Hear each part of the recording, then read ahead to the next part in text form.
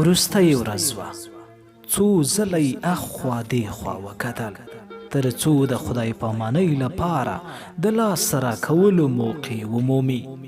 بدبختو دا ساعت هم د بیلتون راز چلیده. څه به مو کړي وای، له لرې لرې مو یو بل ته ساړه ساړه اسویلي ورډالۍ کړل. دا روانه وه او زه لکه پر دیوال وهلی میخ ځای پر ځای ولاړ وم. څو ځله یې په تلو تلو کې شاته شاته را وکتل. لږه لرې شوه، سر یې ټیټ کړ. وپوهېدم چې ټلیفون ته ګوري. ما هم خپل موبایل روښانه کړ.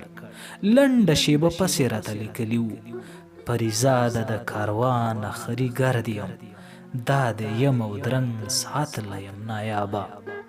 څه به مې کړی وای، رښتیا هم څو شیبې وروسته مې له سترګو پناه کېده.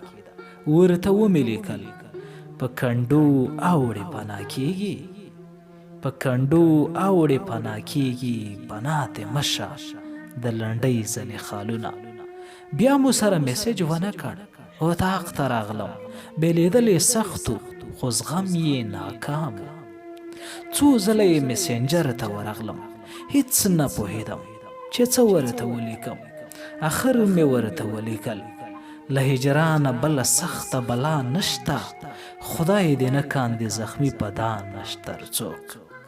آنلاین وه، دستي یې میسج راغی: یارانه هله خوند پیدا کړي چې کله کله بیلتون پیښه پرې کوینه. خبره یې داسې ولګېده لکه پر زخم مالګه. ورته ومې لیکل چې بیلتون په سترګو ویني اشنایي کا، د رحمان په څېر به نه وي بې هنر څوک.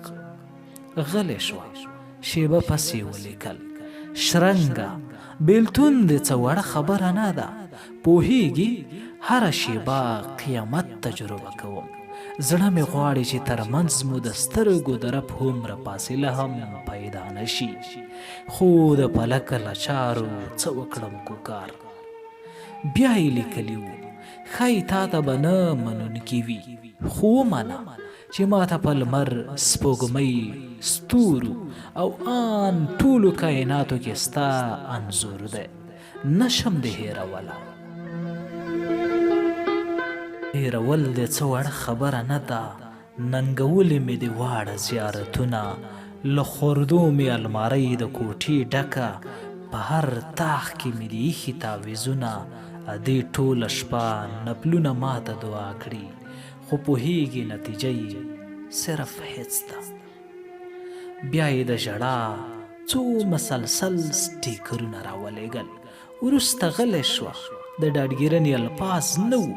پوهېدم چې د اوښکو قافله به یې په سپینو باړه خوږانو د ګریوان ځمکې ته روانه شوې وي. ورته ومې لیکل: خدای به مو بیا سره یو ځای کړي، خدای به مو بیا سره یو ځای کړي، دسمال راواخله اوښکې پاکې کړه مینه.